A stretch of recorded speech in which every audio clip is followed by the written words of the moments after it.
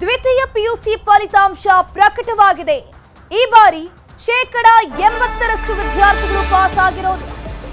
ಪರೀಕ್ಷೆ ಬರೆದಂತ 86% ವಿದ್ಯಾರ್ಥಿಗಳು ಪಾಸ್ ಆಗಿದ್ದಾರೆ. ಕಳೆದ ವರ್ಷಕ್ಕೆ ಕಂಪೇರ್ ಮಾಡಿದ್ರೆ ಈ ಬಾರಿ 13% ಫಲಿತಾಂಶ ಹೆಚ್ಚಳವಾಗಿದೆ. ಒಳ್ಳೆ ಬೆಳವಣಿಗೆ ಆಗಿರುವಂತದ್ದು. ವಿದ್ಯಾರ್ಥಿಗಳು ಹೆಚ್ಚು ಗಮನ ಕೊಟ್ಟಿದ್ದಾರೆ. ಈ ಬಾರಿ ಪಾಸ್ಗೆ ಕನಿಷ್ಠ ಅಂಕ 33% ನಿಗದಿಪಡಿಸಲಾಗಿತ್ತು. ಕೊಟ್ಟೂರಿನ ಇಬ್ಬರು ವಿದ್ಯಾರ್ಥಿಗಳು ಈ ಬಾರಿ ಟಾಪರ್ಸ್. ಕೊಟ್ಟೂರಿನ ಹಿಂದೂ ಪಿಯು ಕಾಲೇಜು ವಾಣಿಜ್ಯ ವಿಭಾಗದಲ್ಲಿ ದಿಶಾಗೆ ಪ್ರಥಮ ಸ್ಥಾನ ಸಿಕ್ಕಿರೋದು. ಕಾಮರ್ಸ್ ವಿಭಾಗದಲ್ಲಿ ದಿಶಾಗೆ, ಅದರ ಜೊತೆಗೆ ದಕ್ಷಿಣ ಕನ್ನಡ ಜಿಲ್ಲೆಯ ದಿಶಾಗೂ ಕೂಡ 600ಕ್ಕೆ 600 ಅಂಕ ಸಿಕ್ಕಿದೆ. ಮೂಡಬಿದ್ರೆಯ ಆಳ್ವಾಸ್ ಕಾಲೇಜು ವಿದ್ಯಾರ್ಥಿನಿ ದಿಶಾ, ಕಲಾ ವಿಭಾಗದಲ್ಲಿ ಆರ್ಟ್ಸ್ ವಿಭಾಗದಲ್ಲಿ ನೋಡ್ತಾ ಹೋಗೋದಾದ್ರೆ ಅರ್ಚನಾ ಹಾಗೂ ಸಂಗೀತ ಇಬ್ರು ಕೂಡ 600ಕ್ಕೆ 598 ಅಂಕವನ್ನು ಪಡ್ಕೊಂಡಿದ್ದಾರೆ. ಸ್ಕ್ರೀನ್ ಅಲ್ಲಿ ನೋಡ್ತಾ ಇರಬಹುದು. ಹಿಂದೂ ಕಾಲೇಜು ವಿದ್ಯಾರ್ಥಿನಿ ಅರ್ಚನಾ 600ಕ್ಕೆ 598 ಅಂಕವನ್ನು ಪಡ್ಕೊಂಡಿದ್ದಾರೆ. ಹಿಂದೂ ಕಾಲೇಜಿನ ವಿದ್ಯಾರ್ಥಿ ಸಂಗೀತ ಹಾಗೆಯೇ ದಿಶಾ, ಆಳ್ವಾಸ್ ಕಾಲೇಜಿನ ದಿಶಾ ವಾಣಿಜ್ಯ ವಿಭಾಗದಲ್ಲಿ 600ಕ್ಕೆ 600 ಅಂಕವನ್ನು ಪಡೆದಿರೋದು. 600 ಅಂಕಗಳಿಗೆ 590 ಅಂಕವನ್ನು ಪಡೆದಿದ್ದಾರೆ ಜೀವಿತ್ ಗೌಡ. ಸೈನ್ಸ್ ವಿಭಾಗದಲ್ಲಿ, ವಿಜ್ಞಾನ ವಿಭಾಗದಲ್ಲಿ 600ರಲ್ಲಿ 590 ಅಂಕವನ್ನು ಗಳಿಸಿದ್ದಾರೆ ಜೀವಿತ್. ಬೆಂಗಳೂರಿನ ಜೀವಿತ್ ಪದವಿ ಪೂರ್ವ ಕಾಲೇಜು ವಿದ್ಯಾರ್ಥಿಗಳು 98.3% ಅಂಕವನ್ನು ಗಳಿಸಿದ ವಿದ್ಯಾರ್ಥಿಯಾಗಿದ್ದಾರೆ. ಸೈನ್ಸ್ ವಿಭಾಗದಲ್ಲಿ ಜೀವಿತ್ ಅಂಕವನ್ನು ಗಳಿಸುವಂಥದ್ದು 98.3% ಅಂಕವನ್ನು ಗಳಿಸಿದ್ದಾರೆ. 590 ಅಂಕ ಪಡೆದಿರುವಂಥದ್ದು.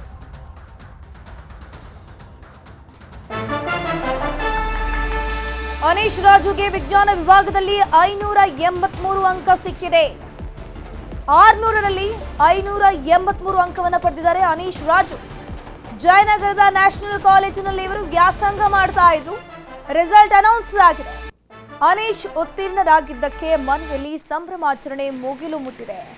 ಮಗನಿಗೆ ಸಿಹಿ ತಿನ್ನಿಸಿ ಸಂಭ್ರಮಿಸಿದ್ದಾರೆ ಅನೀಶ್ ಪೋಷಕರು. ಸಾಕಷ್ಟು ಮಗನಿಗೂ ಕೂಡ ಪೋಷಕರು ಸಪೋರ್ಟ್ ಮಾಡ್ತಾ ಬಂದ್ರು. ಸೊ ಈಗ ಅವರಿಗೆ ಖುಷಿಯ ಸಂಗತಿ, ವಿಜ್ಞಾನ ವಿಭಾಗದಲ್ಲಿ ನನ್ನ ಮಗ 583 ಅಂಕ ಪಡ್ಕೊಂಡಿದ್ದಾನೆ ಅಂತ. ಈತ ಅನೀಶ್ ಜಯನಗರದ ನ್ಯಾಷನಲ್ ಕಾಲೇಜಿನಲ್ಲಿ PU ವ್ಯಾಸಂಗ ಮಾಡ್ತಿದ್ರು. ಸೊ ಅನೀಶ್ ಉತ್ತೀರ್ಣರಾಗಿದ್ದಕ್ಕೆ ಮನೆಯಲ್ಲಿ ಸಂಭ್ರಮ ಮನೆ ಮಾಡಿದೆ. ಸಿಹಿ ತಿನ್ನಿಸಿ ಸಂಭ್ರಮಿಸಿದ್ದಾರೆ ಪೋಷಕರು.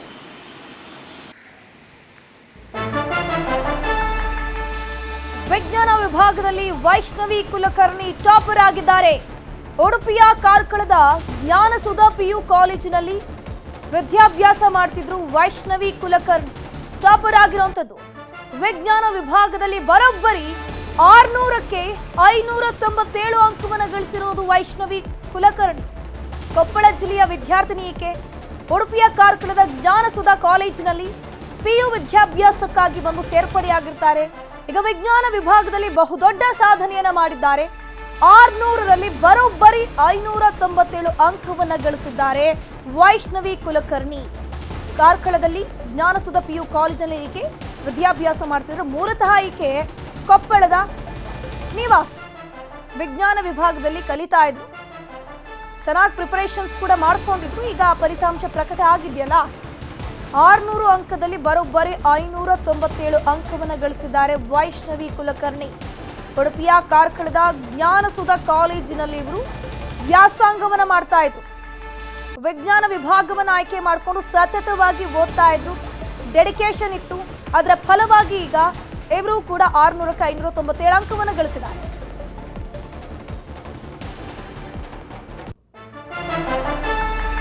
ಇನ್ನು ಕಾಮರ್ಸ್ ವಿಭಾಗದಲ್ಲಿ ಪ್ರೇರಣಾ ರಾಮಚಂದ್ರ ಹೆಗಡೆ ಟಾಪರ್ ಆಗಿದ್ದಾರೆ. 600ರಲ್ಲಿ 598 ಅಂಕವನ್ನು ಗಳಿಸಿದ್ದಾರೆ ಪ್ರೇರಣಾ ರಾಮಚಂದ್ರ ಹೆಗಡೆ. ಕಾರ್ಕಳದ ಕ್ರಿಯೇಟಿವ್ ಕಾಲೇಜು ವಿದ್ಯಾರ್ಥಿನಿ ಈಕೆ. ಪ್ರೇರಣಾ ರಾಮಚಂದ್ರ ಹೆಗಡೆ ಏನಿದ್ದಾರೆ, ಕಾಮರ್ಸ್ ವಿಭಾಗದಲ್ಲಿ ವಿದ್ಯಾಭ್ಯಾಸ ಮಾಡ್ತಾ ಇದ್ರು. 600ರಲ್ಲಿ 598 ಅಂಕವನ್ನು ಗಳಿಸಿದ್ದಾರೆ. ಸ್ಕ್ರೀನ್ ಅಲ್ಲಿ ನೋಡ್ತಾ ಇದ್ದಾರೆ. ಈಕೆಯ ಪ್ರೇರಣಾ ರಾಮಚಂದ್ರ ಹೆಗಡೆ ಬರೋಬ್ಬರಿ ಕಾಮರ್ಸ್ನಲ್ಲಿ ಟಾಪರ್ ಆಗಿರೋದು. 600ರಲ್ಲಿ 598 ಅಂಕವನ್ನು ಪಡ್ಕೊಂಡಿದ್ದಾರೆ. ಕಾರ್ಕಳದ ಕ್ರಿಯೇಟಿವ್ ಕಾಲೇಜಿನ ವಿದ್ಯಾರ್ಥಿನಿ ಈಕೆ. ಮೂಲತಃ ಈಕೆ ಊರು ಉತ್ತರ ಕನ್ನಡ ಜಿಲ್ಲೆಯ ವಿದ್ಯಾರ್ಥಿನಿ ಈಕೆ. ಇವರ ತಂದೆ ರಾಮಚಂದ್ರ ಹೆಗಡೆ, ತಾಯಿ ಶಿಲ್ಪಗಿರಿ. ಈಗ ಈಕೆಯ ಮನೆಯಲ್ಲೂ ಕೂಡ ಸಂಭ್ರಮಾಚರಣೆ ಮುಗಿಲು ಮುಟ್ಟಿದೆ. ಮಗಳು ವಿದ್ಯಾಭ್ಯಾಸಕ್ಕಾಗಿ ಬೇರೆ ಊರಿಗೆ ಹೋಗಿ ಸತತ ಪರಿಶ್ರಮದ ಮೂಲಕ ಕಾಮರ್ಸ್ ವಿಭಾಗದಲ್ಲಿ ಈಗ ಟಾಪರ್ ಆಗಿದ್ದಾರೆ. 600ರಲ್ಲಿ 598 ಅಂಕ ಗಳಿಸಿದ್ದಾರೆ ಪ್ರೇರಣಾ ರಾಮಚಂದ್ರ ಹೆಗಡೆ. ಹೀಗೆ ಈಗ ಆಕೆಯ ಮನೆಯಲ್ಲೂ ಕೂಡ ಸಂಭ್ರಮಾಚರಣೆ ಮುಗಿಲು ಮುಟ್ಟಿದೆ.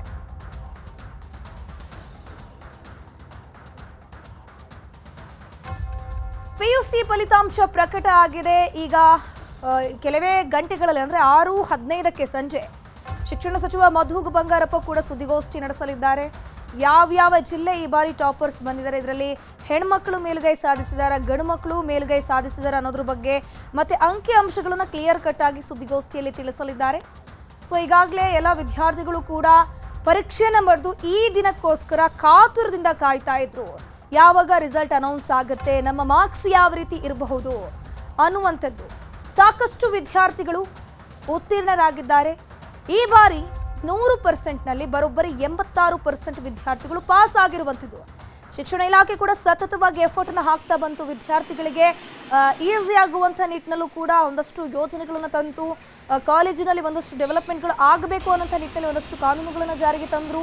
ಸೊ ಅದರ ಪ್ರತಿಫಲವಾಗಿ ಕಳೆದ ಬಾರಿಗೆ ಕಂಪೇರ್ ಮಾಡಿದ್ರೆ ಬರೋಬ್ಬರಿ 12%ನಷ್ಟು ಪಾಸ್ ಆಗಿರುವಂಥ ಪರ್ಸೆಂಟೇಜ್ ಈ ಬಾರಿ ಜಾಸ್ತಿ ಆಗಿದೆ. ಅಂದರೆ ಕಳೆದ ಬಾರಿಗೆ ಕಂಪೇರ್ ಮಾಡಿದ್ರೆ ಬರೋಬ್ಬರಿ 13%ನಷ್ಟು ಪಾಸಿಂಗ್ ರೇಟ್ ಇನ್ಕ್ರೀಸ್ ಆಗಿರುವಂಥದ್ದು ಈ ವರ್ಷದ PUC ರಿಸಲ್ಟ್ನಲ್ಲಿ. ಈಗಾಗಲೇ ಎಲ್ಲ ಕಡೆಯಲ್ಲೂ ಕೂಡ PUC ವಿದ್ಯಾರ್ಥಿಗಳೆಲ್ಲ ಪಾಸ್ ಆಗಿದ್ದಾರೆ, ಉತ್ತೀರ್ಣರಾಗಿದ್ದಾರೆ, ಜೊತೆಗೆ ಡಿಸ್ಟಿಂಕ್ಷನ್ ಪಡ್ಕೊಂಡಿದ್ದಾರೆ, ರ್ಯಾಂಕ್ ಅನ್ನು ಪಡ್ಕೊಂಡಿದ್ದಾರೆ. ನೋಡಿ, ಅವರೆಲ್ಲರ ಮನೆಯಲ್ಲೂ ಕೂಡ ಸಂಭ್ರಮಾಚರಣೆ ಮುಗಿಲು ಮುಟ್ಟಿದೆ.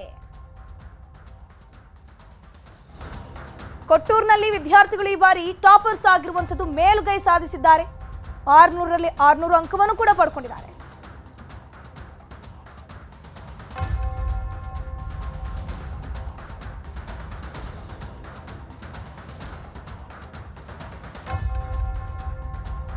ದ್ವಿತೀಯ PUC ಫಲಿತಾಂಶ ಪ್ರಕಟವಾಗಿದೆ.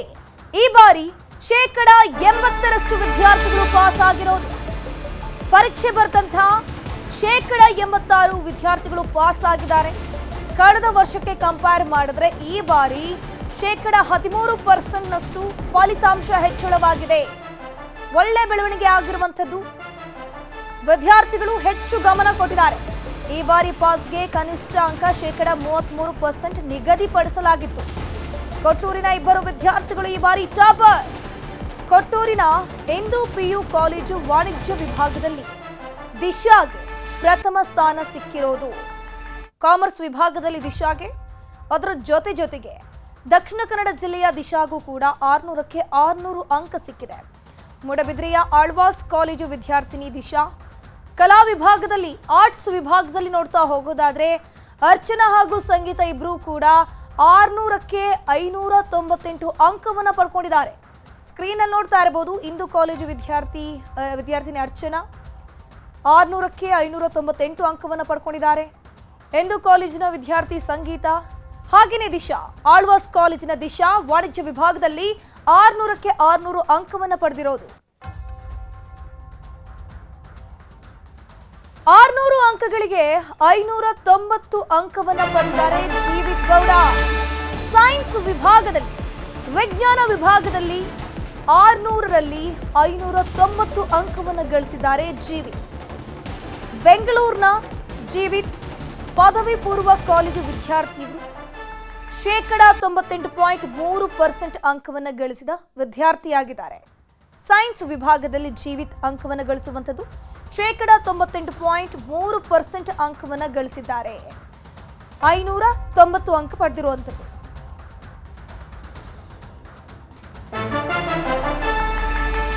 ಅನೀಶ್ ರಾಜುಗೆ ವಿಜ್ಞಾನ ವಿಭಾಗದಲ್ಲಿ 583 ಅಂಕ ಸಿಕ್ಕಿದೆ. 600ರಲ್ಲಿ 583 ಅಂಕವನ್ನು ಪಡೆದಿದ್ದಾರೆ ಅನೀಶ್ ರಾಜು. ಜಯನಗರದ ನ್ಯಾಷನಲ್ ಕಾಲೇಜಿನಲ್ಲಿ ಇವರು ವ್ಯಾಸಂಗ ಮಾಡ್ತಾ ಇದ್ರು. ರಿಸಲ್ಟ್ ಅನೌನ್ಸ್ ಆಗಿದೆ.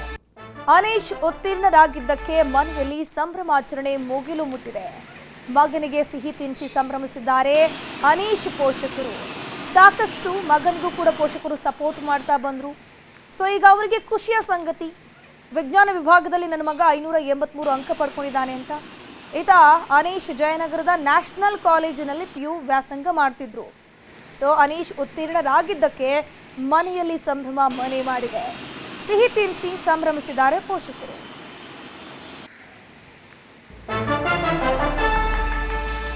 ವಿಜ್ಞಾನ ವಿಭಾಗದಲ್ಲಿ ವೈಷ್ಣವಿ ಕುಲಕರ್ಣಿ ಟಾಪರ್ ಆಗಿದ್ದಾರೆ.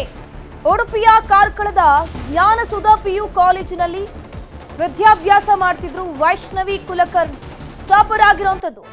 ವಿಜ್ಞಾನ ವಿಭಾಗದಲ್ಲಿ ಬರೋಬ್ಬರಿ 600ಕ್ಕೆ 597 ಅಂಕವನ್ನು ಗಳಿಸಿರುವುದು ವೈಷ್ಣವಿ ಕುಲಕರ್ಣಿ. ಕೊಪ್ಪಳ ಜಿಲ್ಲೆಯ ವಿದ್ಯಾರ್ಥಿನಿ ಈಕೆ. ಉಡುಪಿಯ ಕಾರ್ಕಳದ ಜ್ಞಾನಸುಧಾ ಕಾಲೇಜಿನಲ್ಲಿ PU ವಿದ್ಯಾಭ್ಯಾಸಕ್ಕಾಗಿ ಬಂದು ಸೇರ್ಪಡೆಯಾಗಿರ್ತಾರೆ. ಈಗ ವಿಜ್ಞಾನ ವಿಭಾಗದಲ್ಲಿ ಬಹುದೊಡ್ಡ ಸಾಧನೆಯನ್ನ ಮಾಡಿದ್ದಾರೆ. 600ರಲ್ಲಿ ಬರೋಬ್ಬರಿ 597 ಅಂಕವನ್ನ ಗಳಿಸಿದ್ದಾರೆ ವೈಷ್ಣವಿ ಕುಲಕರ್ಣಿ. ಕಾರ್ಕಳದಲ್ಲಿ ಜ್ಞಾನಸುಧಾ PU ಕಾಲೇಜಿನಲ್ಲಿ ಈಕೆ ವಿದ್ಯಾಭ್ಯಾಸ ಮಾಡ್ತಿದ್ರು. ಮೂಲತಃ ಈಕೆ ಕೊಪ್ಪಳದ ನಿವಾಸಿ. ವಿಜ್ಞಾನ ವಿಭಾಗದಲ್ಲಿ ಕಲಿತಾ ಇದ್ರು.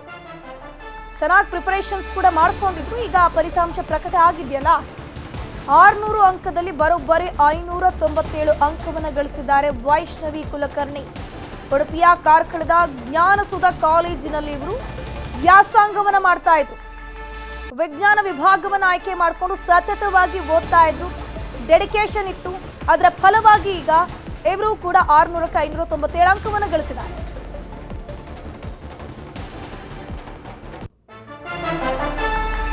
ಇನ್ನು ಕಾಮರ್ಸ್ ವಿಭಾಗದಲ್ಲಿ ಪ್ರೇರಣಾ ರಾಮಚಂದ್ರ ಹೆಗಡೆ ಟಾಪರ್ ಆಗಿದ್ದಾರೆ. 600ರಲ್ಲಿ 598 ಅಂಕವನ್ನು ಗಳಿಸಿದ್ದಾರೆ ಪ್ರೇರಣಾ ರಾಮಚಂದ್ರ ಹೆಗಡೆ. ಕಾರ್ಕಳದ ಕ್ರಿಯೇಟಿವ್ ಕಾಲೇಜು ವಿದ್ಯಾರ್ಥಿನಿ ಈಕೆ. ಪ್ರೇರಣಾ ರಾಮಚಂದ್ರ ಹೆಗಡೆ ಏನಿದ್ದಾರೆ, ಕಾಮರ್ಸ್ ವಿಭಾಗದಲ್ಲಿ ವಿದ್ಯಾಭ್ಯಾಸ ಮಾಡ್ತಾ ಇದ್ರು. 600ರಲ್ಲಿ 598 ಅಂಕವನ್ನ ಗಳಿಸಿದ್ದಾರೆ. ಸ್ಕ್ರೀನ್ ಅಲ್ಲಿ ನೋಡ್ತಾ ಇದ್ದಾರೆ. ಈಕೆಯ ಪ್ರೇರಣಾ ರಾಮಚಂದ್ರ ಹೆಗಡೆ ಬರೋಬ್ಬರಿ ಕಾಮರ್ಸ್ ನಲ್ಲಿ ಟಾಪರ್ ಆಗಿರೋದು. 600ರಲ್ಲಿ 598 ಅಂಕವನ್ನ ಪಡ್ಕೊಂಡಿದ್ದಾರೆ. ಕಾರ್ಕಳದ ಕ್ರಿಯೇಟಿವ್ ಕಾಲೇಜಿನ ವಿದ್ಯಾರ್ಥಿನಿ ಈಕೆ. ಮೂಲತಃ ಈಕೆ ಊರು ಉತ್ತರ ಕನ್ನಡ ಜಿಲ್ಲೆಯ ವಿದ್ಯಾರ್ಥಿನಿ ಈಕೆ.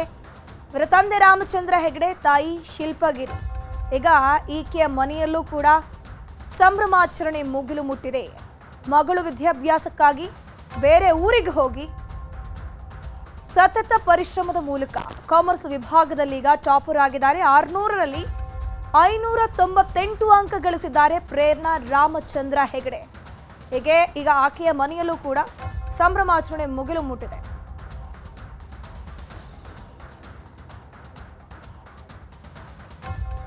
PUC ಫಲಿತಾಂಶ ಪ್ರಕಟ ಆಗಿದೆ. ಈಗ ಕೆಲವೇ ಗಂಟೆಗಳಲ್ಲಿ ಅಂದರೆ 6:15ಕ್ಕೆ ಸಂಜೆ ಶಿಕ್ಷಣ ಸಚಿವ ಮಧು ಬಂಗಾರಪ್ಪ ಕೂಡ ಸುದ್ದಿಗೋಷ್ಠಿ ನಡೆಸಲಿದ್ದಾರೆ.